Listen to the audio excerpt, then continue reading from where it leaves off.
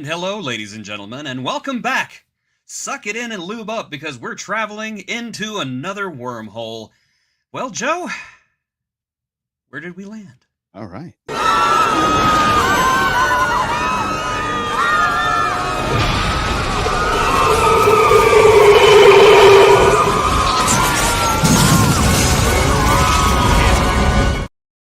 Well, you know what they say. Any landing you can walk away from. Oh, yeah, that's right. Never mind. Moving on. They didn't walk away from it. Yeah. Okay, so, do I announce it or do you announce it? Or do you want the honor or should I have the honor? You should probably take the honor. It's your show. Okay, the honor is this. So Holly Mack, one of our lovely, lovely Patreons, suggested that we take a look at the classic Doctor Who episode, The City of Death. And I guess you knew that because Joe put up the graphic too early. That's okay, Joe. I still love you. Yay. I'm just very annoyed with you right now. So some background information about City of Death. We're going back to 1979 for this one. Disco was on life support. Doug Adams was running wild at the BBC, and the Doctor was about to take his very first trip over to another country, and on the BBC's dime, no less. The result was, of course, City of Death, one of the best and funniest episodes that Doctor Who made in the classic era, and I would even put this one on the same level as some of the best new Who as well. And I love both. I love both. So this entire serial aired in September and October of 1979. It was season 17. Yes, season 17. Wow. You thought Supernatural had too many seasons. Good Lord. So we're talking Tom Baker, peak scarf, peak curls, and peak I'm going to ignore half the script and just be weird. And it works for him. Yeah. The writing credit went to a writer named David Agnew. I know what you're thinking. Who's David Agnew? He doesn't exist. It's a fake name. Really? It's a fake name. Wow. They did not want to admit that there were actually 3 people who wrote this over a weekend. The real culprits behind City of Death were Graham Williams, David Fisher, and some guy named, Douglas Adams. I don't know if much came from him or not. Well, Hitchhiker's Guide to the Galaxy, kids. Never heard of it. Fisher bailed, and Adams did his most Adamiest thing, and suddenly Doctor Who was cracking jokes about chickens and time travel paradoxes, which, of course, I think we can all admit is for the best. This episode was directed by Michael Hayes, these episodes were directed by Michael Hayes, who somehow wrangled Baker, Lalla Ward, and the entire film crew on location in Paris without losing his damn mind, which, considering this is Doctor Who, is an achievement worthy of a Nobel Prize. So, of course, City of Death stars the great Tom Baker, who we were just talking, was my first Doctor, the first Doctor I ever saw, and I saw my first Doctor Who episode with Tom Baker, I saw years after he left the role, but you know what? Still counts. Still counts. Lalla Ward as Romana 2, enjoying her very first full season as Romana, looking very chic and Parisian and like she's auditioning for Vogue. We have the great Julian Glover as Count Scarleone, a alien war criminal in a very nice suit. You may also recognize him from such obscure works as Star Wars: The Empire Strikes Back and Return of the Jedi, Indiana Jones, and some movie about spies called James Bond. Bond. James Bond. I'm sorry, I mispronounced that. Oh my God! This guy collects franchises like other people collect Pokemon, and you know what? I'm all here for it. Still with us, by the way. I thought he'd passed away. He is still with us, and I wish him many, many more years. I hope that Tom Baker and Julian Glover end up outliving all of us and standing on a pile of our bones as the sun absorbs the earth. Wow! Just sharing a bottle of cognac together. Catherine Schell stars as the Countess, who manages to look like she's enjoying every second of being both evil and fashionable. And, blink and you miss it, you might see a young actor named John Cleese and Eleanor Braun. Both of them have cameos in the Louvre, acting snooty about modern art, because of course they are. Of course they are. So this was the first time Doctor Who ever filmed outside the UK. The BBC accountants probably wept over the receipts from Paris after they came in, but I think we can all agree It was totally worth it. City of Death was not the episode's original title. It was originally called A Gamble with Time, which sounds like a rejected Bond film. So they switched it to City of Death, which both sound snappier and more metal as well. Douglas Adams basically wrote this script as an excuse to make jokes. Fans call it the funniest Doctor Who episode ever, and I'm right there with them. Classic Who, it's probably one of the... It is the funniest. I'm not even going to say probably. It is the funniest. We can call this one the one where Douglas Adams is whispering off screen, "Don't take it seriously." And of course, Tom Baker just goes, "Oh, I wasn't planning to." So the ratings for this episode were insane. 16 million viewers. Wow. I think that was the total population of England at the time. To put that in Everybody perspective, and their mama. To put that in perspective, half of them weren't even Whovians because ITV was on strike at the time. So people just watched whatever was on at the time. And luckily for BBC, that was this absolute gem. So yeah, City of Death, aliens, art theft, exploding chickens, and the Doctor running around Paris like he owns the place. And the Parisians are probably just like, "No, you can have it. He's fine. You're the Doctor." That dude was hilarious. Still one of the most popular stories in Who history, and let's be honest, probably because Doug Adams turned time travel into what is basically a glorified Monty Python sketch. And I loved every moment of it. Yeah. But I do have issues. Oh, well. But I will let you talk, because I feel like I just talked for like 30 minutes straight. So what were your thoughts? I agree. No, okay.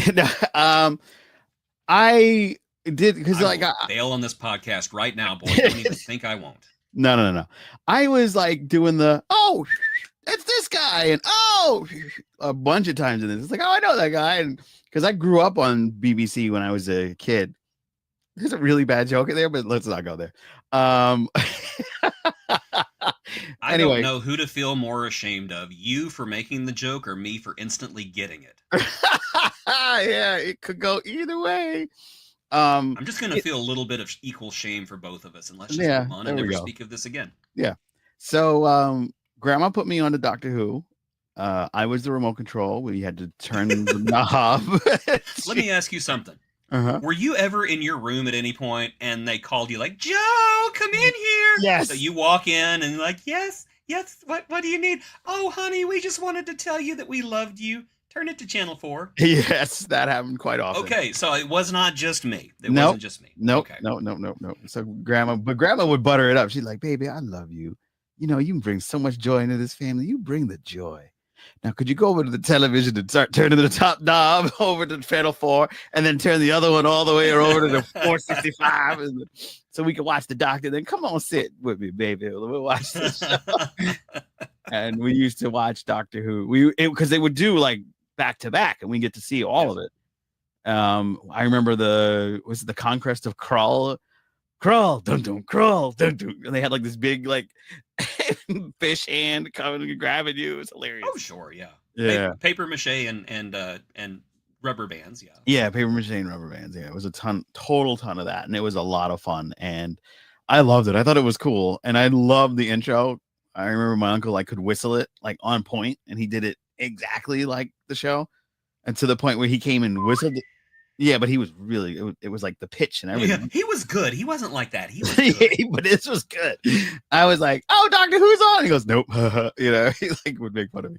So, but hurt my feelings. This episode was cool because they went throughout time and the main villain got to be a villain in several different forms, which I thought was really cool. Okay. Did you hate that? The Impossible Girl. He's the Impossible Girl. Yeah. Everybody's like, "Oh, Claire was the Impossible Girl. She shattered across history. This is the coolest thing in the world." And I'm like, City of Death, seen it. Yeah. Not unless it was homage. If they're just like, yeah, just like this other guy, she's shattered through time. Well, why don't we call him the Impossible Boy? Or the Impossible Villain. Or why wasn't Claire called the Impossible Woman? Yeah. She ain't no girl. She was like 40, right? I don't think she was that old. But yeah, she wasn't no girl. That was a woman. That was a woman. That was a woman, yes. Yeah, I like Claire. She was cool. Claire was nice. Claire was nice. I think that she had I think Jenna Coleman was unfortunate enough to follow two extremely popular companions, and whenever they left, nobody was going to be good enough. Yeah. Because But Rose I think as time, no, not Rose. Jesus, what? No, it was Amy and Rory. Amy and Rory. No. Yes, that's Yeah. right. Because it was 11 to 12. Yeah, after Karen Gillian and Arthur Darvill left, Jenna Coleman came in, nobody would have been good enough. But I think in the years hence, people have looked back at Clara and they're like, you know what? She was actually really good. We were really mean to her. Yes, you were. You were all mean to her. Yeah. Shame on you. People. Yeah, shame on all of you, especially you, and you know who you are. Exactly. But what I really like about this episode is this random guy who's like the detective just going around knocking people in the back of the head with a pistol. I just call him Punchy McPunchface. Yeah, he just boom, got you. It's like if they would have just made him American, it would have been perfect. Right? It would have had a gun. Americans back then on Doctor Who were just like, well, doggies, we're gonna go down to Paris and we're gonna go have ourselves some croissants. Yeah, I like them croissants. Oh man, but and then the science lab was another. Couldn't get a pick of it, but the science lab was just like one big hook with like two big spikes. Look, yes. It does stuff, and then it was like the cheesiest. I love when they killed the scientist. I didn't. He did not deserve that. But it was funny. It was funny, but he didn't deserve that. It was one of those like Peter Parker, like. Yeah. Because he was just trying to help. It's like, but I'm a Jew. I want to do the right thing. I don't even know what country I'm from. I just want to do the right thing. Yeah, I don't know where this. Oh no, I died. Yeah, I'm a skeleton. Lose weight now. Ask me how. Yeah, but I absolutely thought he was hysterical. The whole bit with him and the doctor talking about time. He's like, I'm the greatest mind that deals with time on the planet. And he goes, well, I mean, on the planet is great, but can you do the entire universe? If not, then why are you even bothering? It was like, damn. It's jokes like that really show how ahead of his time Douglas Adams was. Yeah. Because you could easily take this script and put Ncuti Gatwa in it. Yeah. And it would be just as good. Yeah. And better than what I'm sorry, it'd be the best one to Ncuti Gatwa. Yes, no offense to Ncuti. No. Ncuti, I love you. It's not your fault. Nope. It was not your fault. What was Russell thinking? Because he was really good when he did David Tennant. I don't know. I really don't know. I had lots of issues with Ncuti's run. Mm-hmm. And my biggest issue was they wasted Ncuti. Yeah. Because Ncuti was... I had such high... Okay, the David Tennant episodes... The 60th anniversary. Yeah, they were great. And whenever Ncuti showed up, I was just like, oh, this guy's going to be fantastic. And then the season came around. I'm like, what the heck happened? Why is this not fun anymore? Why are there space babies? Like, it was just... Now, there were some episodes that I think were good. I'm not going to say it was all a waste. There were some good episodes, but it was basically like Strange New World season 3. Oh, no. I know. I'm sorry. I'm bringing that nonsense in here now. He was not given the best he could have been given. He needed some episodes like they gave Capaldi or like they gave Matt Smith or even David Tennant, just some episodes where he got to be mad and he got to be more than just the silly doctor who wanted to bang everything on two legs, because I'm sorry, that's what this doctor came off as. And it's my same complaint with Jodie Whittaker. Yeah. Jodie Whittaker was absolutely wasted as well. Yeah. Because she had some absolutely dreadful episodes. And again, no fault of hers. I think that the last episode that had Ncuti in it, where she made the cameo. Yeah, that was cool. Showed that her doctor could work. Mm-hmm. It's just that Chibnall didn't know how to do it. Yeah. That's my soapbox. I'm getting off. Yeah, I think Stephen Moffat, I think he should have kept doing it or get more involved, because he got involved in, like, I noticed the ones that Moffat helped write were better episodes than Ncuti's time. Yes. Moffat is really good. I don't know why. I don't know what was up with Russell Tennant this year. Russell Davis, I mean, but you mixed Russell and David Tennant. Yeah, I know, I mixed them up. David Tennant and Russell David. I don't know. Yeah, I don't know what was up with him. Why there was a disconnect? Maybe it's one of those situations that he wanted to do something daring and original, and he shot for the stars, and he missed, and he ended up like floating out in space and dying slowly of oxygen deprivation. Damn, not even landed on the moon. Like, yeah, he missed the moon. Yeah, and landed among the stars, where he died slowly in the vacuum, in the cold, unforgiving vacuum of space. Oh my god. Yeah, but we're not talking about Shooty. No, we're not. We're talking about the great Tom Baker. The great Tom Baker. That I think whoified Who.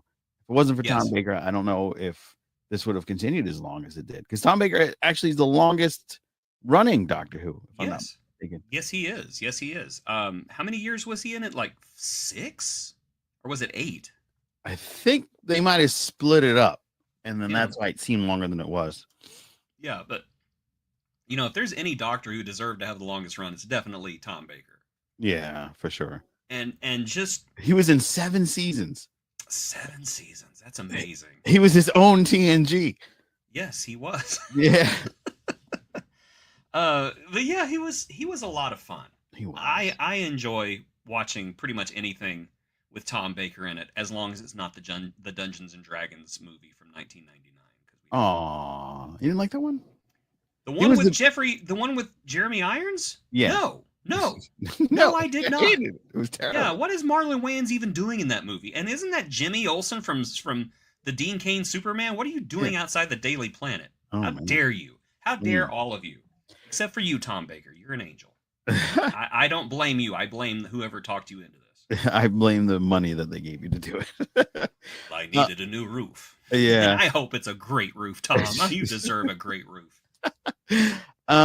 Is there any alien that looked more silly than what was behind the face of our villain? We have seen the butterfly people from the William Hartnell area.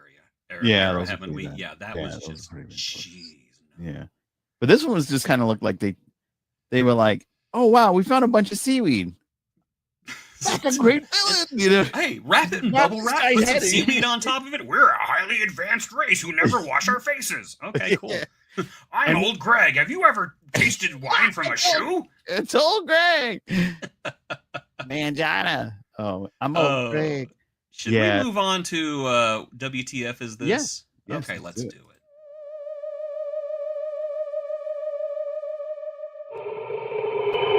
What the f*** is this? Okay, it's a good episode. It's a good collection of episodes. That's what it is. Yeah. But what was up with that spaceship at the end? Well, the spaceship needed to explode so that life could jumpstart on the planet Earth. That's what I really liked about this collection of episodes. And I will get into my issue with these episodes here in just a minute, because it's an issue with Doctor Who, classic Doctor Who as a whole. But what I liked most of all is that every single episode organically raised the stakes just a little bit more and a little bit more and a little bit more. And what started out as just like an art heist ends up like, if this happens, the entire human race will not exist. Crazy. And it just happens so slowly that you're just like, wait a second, I thought this was about an art heist. Yeah. My issue with these episodes, and my issue with Doctor Who, classic Doctor Who as a whole, is that this is so drawn out. All of the episodes are so drawn out, and I just feel like whenever I said they could have given this script to Ncuti Gatwa and it would have been a great episode, they could have done the entire episode in the 50 minutes that they have to tell an episode, because that's how drawn out these. How many episodes was it? 4. It's 4. Yeah, these 4 episodes were just drawn out so much. Now that being said, I get it. They did not have the budget. They didn't have. They couldn't go out shooting on locations all the time. I get it. I understand it. And I was just saying earlier, this is something that New Who needs. It needs less spectacle and more talent in the writing room. We need to stop acting like we need to make every single episode look like a $100 million movie, and just concentrate on making things look better and be better. I mean, Blink, for example. That's a perfect example. Blink could not have cost an arm and a leg to make. And it's one of the best episodes in the world. It's the one with Weeping Angels. Right, but that's the one he's like on the television. He's not even really there. Yeah. Yeah, I mean That was a that great was just a great claustrophobic episode. It was not special effects heavy, and then we go to something like Orphan 15 with Jodie Whittaker, where they spend all this money to create this alien landscape and all this other stuff, and it's a garbage episode that just looks good. Mm. They need to take lessons from classic Who. Except Because- a lot of that exposition where they're just running around in Paris and nothing's really going on. They did that's literally something that we could cut out. Yeah. Yeah. But yeah, I mean, it's just, I don't know. It frustrates me. And Yeah. I'm sorry, I'm going back on this tangent again. We see this happening in Star Trek too, Oh. where they think that more spectacle means better episode. No. More spectacle just means it looks nicer, but if you've got a trash script, it's still a trash script. Yeah. Yeah. And this wasn't a trash script. It was a lot of No. fun. No, this script was ahead of its time. It was genuinely funny. I mean, here, even, 45 years later, no, not 45. It's more like 50. almost 47 years later. Oh. 47 years later, it's still fresh. It's still funny. It is a classic evergreen script. And just things like Tom Baker just waltzing into Leonardo da Vinci's studio and calling for him like they've hung out before. Mm. Hey, you'd be surprised. Hey, everything went down pretty well. The helicopter took a little bit longer than what you would have liked, but they got it eventually. That's such great writing. You're just building all this lore without even trying. And so that I don't know, we just need more of that. We need more of that. Yeah. Why can't we have more of that? Yeah, I mean, if people focused and got off TikTok, I think writing would probably improve. I think maybe people get distracted. What? What does being on TikTok have to do with No, it's just- anything? Like the kids, man, they're on the No, TikTok. don't blame so- this on the kids. Don't blame this I'm not on the kids. Blaming the kids. Kids but aren't the- writing these episodes. No. Grown damn men and women are writing Yeah, these that's not the episodes, and point. I'm they just saying, should like- know better. I'm just saying, like today, like the millennials that are writing these episodes. No, we're not. Probably- No. We're not going to blame the millennials. No, we're not doing this, Joe. Gen Z, No, okay? No, we're not doing this. They don't wanna do We're nothing. not blaming. We're not blaming millennials or Gen Z for Doctor Who sucking. We're not doing it. Well, actually, 'cause Russell T Davies is neither of those things. so- Exactly. But he was probably on I hate TikTok. to say it. He's one of ours, Oh yeah, yeah. I think he's just like, and that shames me. yeah. I think he's just a year older than you. I think. Is he? Is he 50? Yeah, I think he's like, See, he's yeah. one of us. So don't blame the millennials or Gen Z. It was us. We did this. Actually, I didn't do this. I'm complaining about it. Russell T. Davis did this. oh, actually, 62. And Chris Chibnall did it. Okay, so is he a boomer? Yeah, he's a No, boomer. He's a no. boomer. Yeah. Is he a boomer? He's a It's boomer. the boomer. Okay, we can blame the boomers. The That's fine. boomers. I knew it was one of these- Boomers! Boomer. Old man yells at boomers. Old man yells at older men. Yeah, exactly. But But I think that we can all agree Chris Chibnall sucks. oh damn. I'm sorry. Who Chris do you- Chibnall sucks. if you were given the rights to be a showrunner for Doctor Who would you have writing for it? I just got this instantaneous mental image of British people going, they hired a writer from where? From the colonies, are you sure? Didn't we come to them? Oh my goodness, I don't like that one bit. I would get Brad Pitt as the Doctor, and Oh my god. I'd make him talk with a Texas accent. I'm just kidding. I wouldn't do that. It'd be Matthew McConaughey stepping on the TARDIS. All right. Welcome gonna to go- American Doctor Who. No, We're gonna do some exploring we're gonna do some exploring. Yeah, come on. across all time and space. It's gonna be great. Gonna go out there, gonna get Oh real my god! fun. Hashtag Doctor Who Matthew McConaughey. No, don't do that. Don't do that. Don't give Davies any ideas. Now, if I were to write Doctor Who, gosh, you were giving me like, hey, write this show that you love that's a cultural institution of a country you don't live in. No pressure. Yeah, that's why you joined this show, folks, because of this type of hard type of questions. The first thing I would do is I would send out a call to the best science fiction and comedy writers I could find. Mm.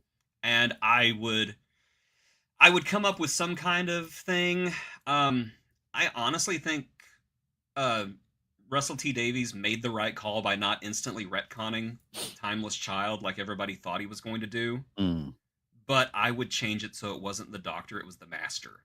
Oh, Yeah, because I think that actually works better. yeah. Um, I would do that Star Trek crossover. I don't care how tacky it was. I'd do that Star Trek crossover, even if it was just having Pelia on an Yeah. episode of Doctor Who. I would totally do it. You Less know what? spectacle, more wit, more thoughtful story crafting. Quit trying to do $100 million movie every episode, and expand to at least 12 episodes. All of them. Stop giving us 8 season episodes every 4 years. We Yeah. deserve better. Yeah. And so do the actors. That's why we don't have Shooty anymore, because you wouldn't tell him when the next season was going to be, and he's like, well, I'm a rising star. Bye. Oh, that's why he left? Oh, yeah, that's why he left. Oh, I didn't know that. It was because there was so much up in the air. He didn't know when the next season was going to start. I'm sorry, Shooty his career is expanding. He's probably the most famous person to ever step into Doctor Who's TARDIS. Because Really? He's becoming huge everywhere. Come on, he was in the Barbie movie. That's right. He was. He was Black Man, right? Did you just say he played the Black Man? Black Ken, wasn't he? Black Ken? Black Ken?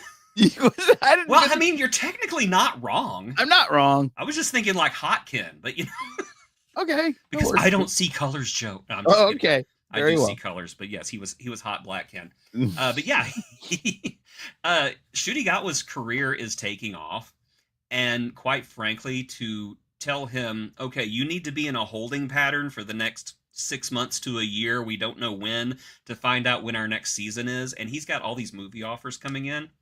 I don't blame him one bit for leaving. You know what bugs me about Shooty? What's that? He was born in 1992. He's so young. So young. Apologize now. He's a baby. Apologize now. All right, I'm sorry. Don't you ever do that to me again. How dare you?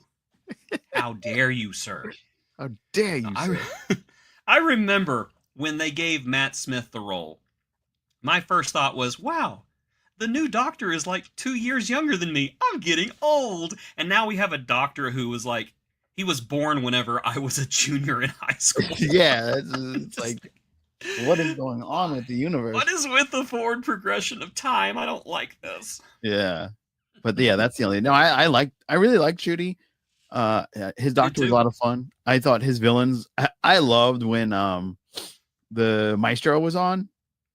She was just like, they were over the top. He was like, you love music. It was such a hammy like villain. I thought it was hysterical. I did like that move. I did like that. I had my problems with the episode, but it was not with the villain. No, I honestly think my favorite episode of his entire run was Mr. Ring-a-Ding. Because by God, that was a creepy episode. Yeah, that was a creepy episode. Just whenever he starts like turning real at the end, I was like, oh God, I don't like this. But yeah, I have not come across a single Doctor that I have not liked. Every single one comes up, even the ones who had really terrible seasons, like Shooty and Jodie, I have enjoyed them. Yeah. And I would love to see them come back in crossover episodes. Well, Jodie did. Yes, she did. I want to see more of that, though. Yeah. And, okay, you want to know what I would do if I became the showrunner of Doctor Who? Yes, that's why I asked. First thing I would do is I would send Christopher Eccleston a gift basket. Oh, Chris. I would say, Chris, I want to right some wrongs. What do I have to do to right these wrongs? Even if he never shows up on the show, I would want to make peace with the guy and say, the people who run Doctor Who right now, we want to make things right with you. Yeah. And then, later say, hey, Chris, we got this script. What do you think of this one? Maybe he'll say yes, because I would love to see the Ninth Doctor come back, because I loved him. Me too. And I've met Chris Eccleston, and he is so nice. Chris Eccleston was my first new Who Doctor and the first meme Doctor I ever saw. Because there was a meme, was like, oh, I've met my doctor today. And then somebody under the caption, why are you taking a picture with your doctor? Who cares? Like, they didn't get it, Yeah. Oh man. He was just such a nice person. And whenever I met him, because he took the time to talk to me, and he didn't have to do that, and he was very friendly. And my first thought was, that guy did not deserve what they did to him. They didn't. He did not deserve that. And I kind of understand completely if he never wants to come back. I get it. Does that mean I don't want to see him come back? No, I want to see him come back. But I want it to be on Chris's terms if he does. And I want it to be something he's comfortable with. Yeah. I mean, right the wrongs. Get him back to do one episode. That would be so much fun. I want to see him in a Capaldi episode. Like, whoever's the current. I mean, with Rose coming back, the actress who played Rose, Billy Piper. Billy Piper coming back, possibly if they continue the show as the Doctor. It'll come back. How about we get Eccleston as the companion? That would be kind of fun. Wouldn't that be hilarious? Either that or get David Tennant to be the companion. You got him on Earth right now. Yeah, that'd be weird though. Yeah, it would be weird, but I like weird. Yeah, we like weird. But yeah, that's what I'm the whole doomsaying thing about if Doctor Who comes back, it's coming back. You think so? Yeah, it's coming back. BBC's not going to let it go. Oh, okay, I think they've even said that with or without Disney, it's going to keep going. Oh, that's good. Oh yeah, So, Sean Ferrick said that. Yeah. And So it'll come back. It may not come back for like 2, maybe even 3 years. Yeah, but it will be back. Yeah. Well, Just give us a Christmas special every year. Yeah, until it does come back, so we don't go completely dry. Come on, baby, give us a little bit. Just a little bit. Just want to taste. Just want to taste. Any more of them Doctor Who episodes? Come on. You got any more of that? Make them good. Make them good. Yeah. Lock Russell out of the writer's room and just come up with something good. Yeah, don't let him run it. Just let him be there. Just because he did the face of Bo, which is one of my favorite episodes. Yeah, I'm not saying Russell T Davies is not talented. You can look at his original run and see how talented the man is. Yeah, he just kind of fumbled the ball in this latest batch of episodes. You think maybe Iker had something to do with it? Like he was leaning on him too much? I can't imagine, because it was just a distribution deal, right? It was just the distribution deal. I don't think Disney was leaning on them on content or anything, because Doctor Who did some very quote unquote woke stuff in the last couple of seasons. For example, I'm sorry, what? Didn't it always do woke stuff? Not to this degree. Oh, okay. Not to this degree. I mean, we had a transgender character as a semi-regular. The Doctor has a same-sex romance, which I had a major problem with, not because it was a same-sex romance, but because the Doctor wouldn't just fall in love with anybody. Oh, okay. That just wouldn't happen. So yeah, there was talk about pronouns at one point. So yeah, I think somebody at Disney would have been like, oh wait, well they may piss off dumb people, so they spend money too. So I really don't think that. I think that now certainly it may have something to do with Disney's second thoughts right now, because we are in the darkest, dumbest timeline right now. Yeah, we are. We really are. How did this happen? But it's just coming back. I just have a feeling that the BBC will not let this go, and I don't know. Maybe it'll maybe coming back to the BBC where they won't have these astronomical budgets is the best thing for them. Do you think that in this particular episode, we would have had more fun with it if we got to see the other 7 versions of this character? The other 7 versions of this character. I'm sorry, I'm not the main. Oh, the other people in the timeline. Yeah. No, I thought it would be so fun. I think that if they would have had like some way to contribute to the plot, maybe, but I think that way it would have just been more filler. I think just keep it to the regular people.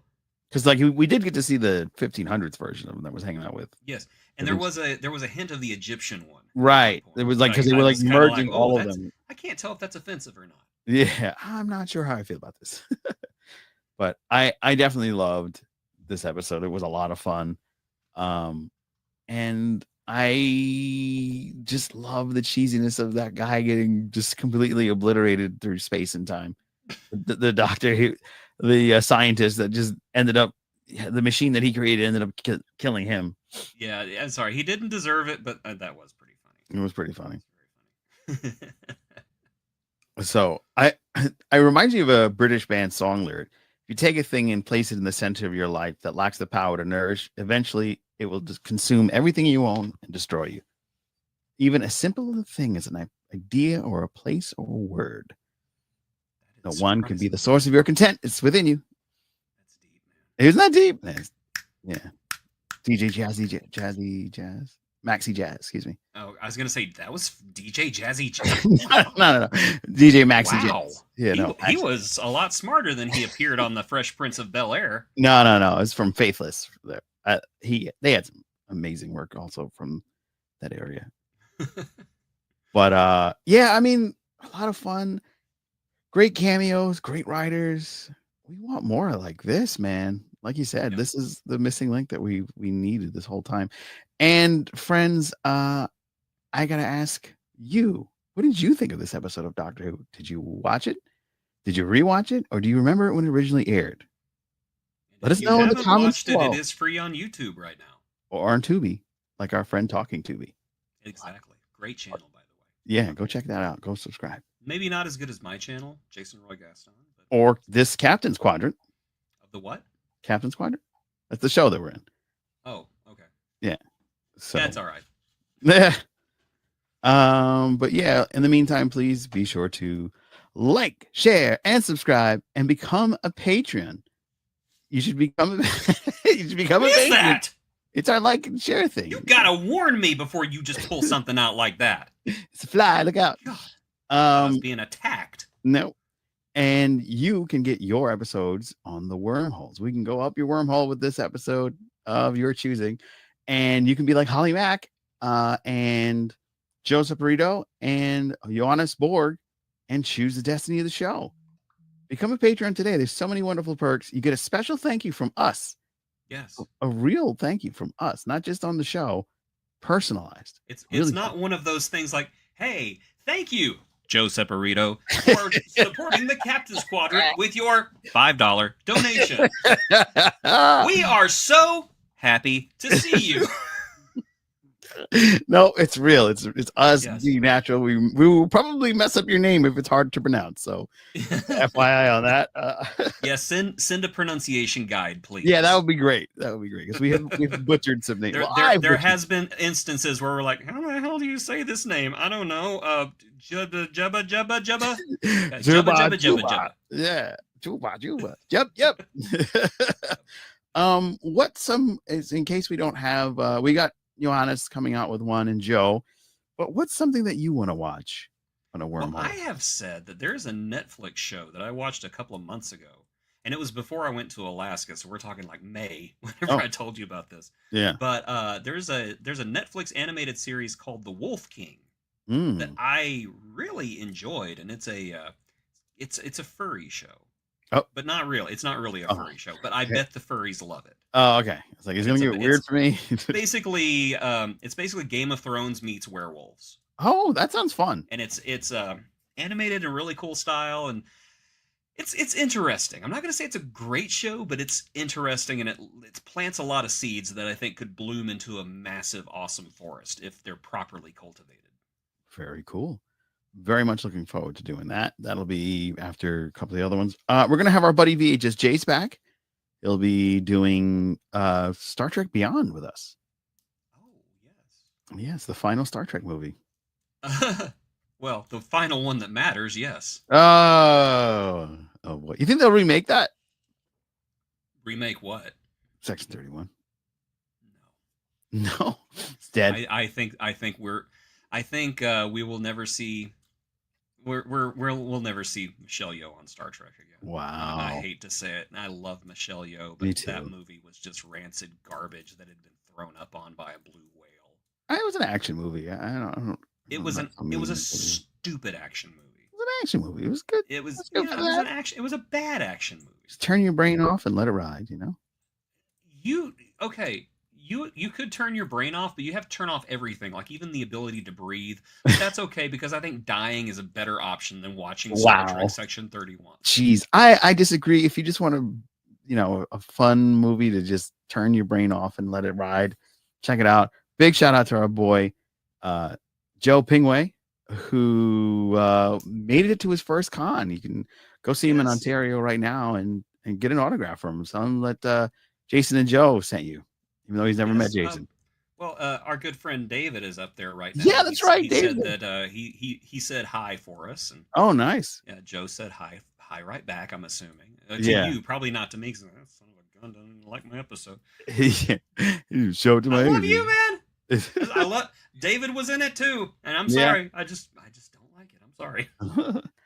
I'd like to have Michael Chen back on. I wonder if he's available. It'd be fun to have him back on. That dude's career is Yeah, he's taking blowing off up. He's so probably got much. I nerds. am so happy for The him. what? See what? Nah. Every single time every time he gets a job, I just get this swell of happiness because he's such a good person. The best people. And I love it that he's becoming so successful. Yeah. I got a shout out. Jealous also. Lots of jealousy. No, I'm happy for him. I got to shout out Jake, and not from State Farm, and just people that have been super supportive and reaching out. Jake and Vince, just wanted to shout them out really briefly, and just say thanks. Doctor Who, man, we got to dive into the Who world. Yes, you know, and I just want to show this really quick. I was actually part of it. Oh, good, he's gone. Thank goodness. Okay, so it's my show. Oh, damn, he's back. Hold on. But yeah, we had the console room. This is a show that we did for Doctor Who briefly a long time ago. Are you not doing the console room anymore? No, Ernesto retired. Oh, I did not know that. And then he got married. So that's always a mistake. He seems very happy. God bless you, Ernesto, if you're watching. But you know, maybe in the future, hopefully he'll come back and hang out with us in the console room, and we can, you know, all parlay with that.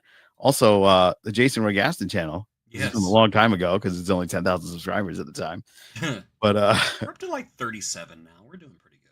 You're doing great. That's why I'm hoping that some of those people go and hang out on the Captains Quadrant. See more Jason. Hang out on the Captains Quadrant. If my followers are happen to be watching, follow this place. Yeah, it's the Captains Quadrant. It's good times. Good times. And we've been in wormholes. All right. What's next, my good man? Well, we got the Agony booth coming up. Yes. Next week. We spun the wheel of agony and we landed on, oh my gosh, I've completely forgotten. What did we land on? I don't remember either. I was hoping you would remember. See, that's that. Oh no, we landed on Blood Fever. Blood Fever, yes. The one where B'Elanna just, the one where B'Elanna says no means no until I want it. And then no means yes. Yeah. So, yeah, we'll be doing that. So be sure to subscribe because you're not going to want to miss that. It's going to be a lot of fun. Hopefully we'll get a special guest in for that, just to hang out. If not, it'll just be us hanging out, having a great time, looking at filler episodes of Trek. It was not a filler episode. It was actually part of the lore. If you remember right, something happens at the end that's very important. I don't remember. It's been... Oh, then I'm not going to ruin it for you because I thought it was a great way to end the episode. It's been almost 30 years since I've seen that. Good Lord. Because I only watched the original run, and then I've only rewatched episodes that have been on the Agony booth. So I haven't seen a lot of Voyager in a long time. Star Trek runs on the background in my house all the time. Oh, wow. I'm just that kind of party animal. I love Deep Space Nine. I watch that a lot, and I'll watch episodes of TNG that I love. But Voyager, Enterprise, and TOS. I watched a lot of TOS as a kid because that was my mom's jam. Like we would always like watch TOS, like Way to Eden, and or as my mom affinity called it, Space Hippies, and which it is, and Space Hippies. And the Doomsday Machine, because I love that little theme. I got to do my impression of Commodore Decker. Hold on.